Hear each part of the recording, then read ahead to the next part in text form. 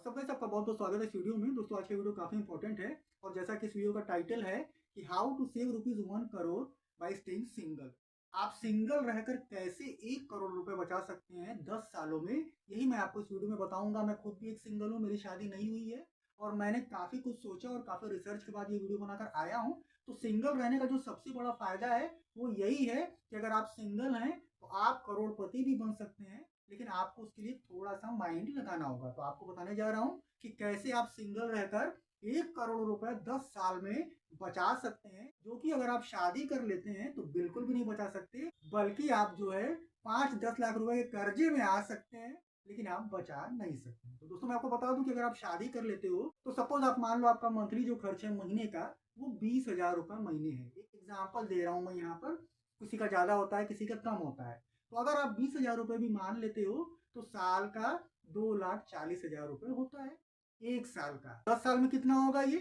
24 लाख रुपए होगा। मतलब आपको एक एग्जांपल दे रहा हूं मैं कि अगर शादी करने के बाद आपको बीवी बच्चों का खर्च उठाने में 20,000 रुपए महीने का खर्च आता है और अगर आप सिंगल रहते हो और यही 20,000 रुपए आप बचाते हो 10 सालों तक, अगर आप इसको बचाते हो तो आपके पास 24 लाख रुपए हो जाएंगे। तो यहाँ पर जो बात है वो ये है, जैसा कि मैंने जो टाइटल में बताया है वीडियो के, 1 करोड़ रुपए 10 साल में बचाना है तो आप बड़े आसानी से बचा सकते हैं। मैं आपको बता रहा हूँ, जैसे कि मैंने आपको एग्जांपल दिया कि आप नॉर्मल जो खर्चा होता है 20,000 महीने भी अगर मान के चलते हो तो आपका 10 साल में 24 लाख रुपए बचता है।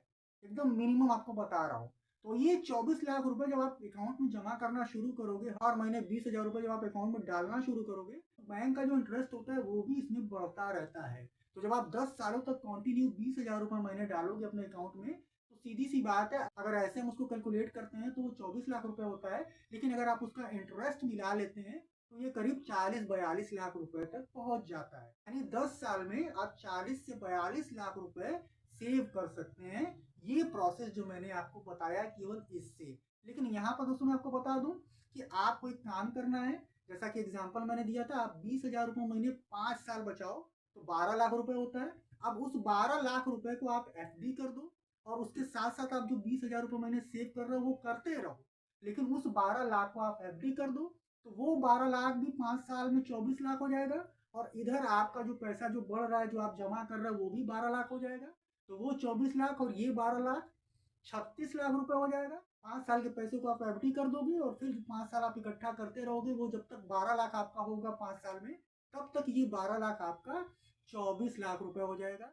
यानी 12 और 24 36 लाख रुपए आपका 10 साल में हो जाएगा। तो दोस्तों मैंने एक छोटा सा एग्जाम्पल दिया है। नॉर्मली किसी भी शादीशुदा आदमी का खर्च 20,000 रुपए महीने नहीं होता है। अगर आप 20,000 रुपए महीने भी मान के चलते हो तो 10 साल में आप 40 से 45 लाख रुपए की सेविंग कर लोगे। लेकिन नॉर्मली ऐसा तो किसी का होता नहीं है। बीच में शादियां होती हैं, कोई फंक्शन होता है, कोई बात होता है, कोई ज्वेलरी खरीदना होता है। मतलब अगर फैमिली होती है, वाइफ होती है, बच्चे होते हैं तो खर्च इनसे ज्यादा ही होता है। मैंने आपको जो 20,000 रुपए महीने का खर्च बताया है शादी होने के बाद वो एकदम मिनिमम है। ज्यादातर लोगों का इससे ज्यादा हो जाता है, चाहे भले उन्हें उधार लेना पड़े, लोन लेना पड़े, लेकिन इससे ज्यादा खर्च होता है।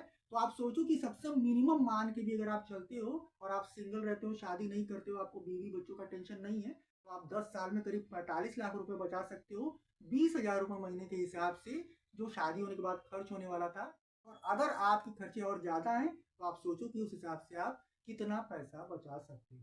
क्योंकि शादी के बाद बहुत सारे खर्चे ऐसे होते हैं जिनकी कोई ज़रूरत नहीं होती है, लेकिन केवल वाइफ और बच्चों की वजह से उनको करना होता है। तो अगर आप शादी नहीं करोगे तो सीधी सी बात है कि आप 10 साल में उन्हीं पैसों से करोड़पति भी बन सकते हो। और जब आपके पास इतने पैसे हो जाएं तो उनको केवल अगर आप अकाउंट में भी डाल देते हो तो आपको कुछ करने की ज़रूरत नहीं है। उसका इंटरेस्ट आपको बढ़ता रहेगा, मिलता रहेगा और आप और ज़्यादा सेविंग करते चले जाओ। आज किसी को बस इतना वीडियो आपको अच्छा लगा यार तो लाइक करना, अभी तक मुझे सब्सक्राइब नहीं किया है तो सब्सक्राइब जरूर करना। मैं आप लोगों से फिर मिलूंगा किसी बहुत काम के वीडियो के साथ। तब तक के लिए good bye. Thank you so much for watching this video.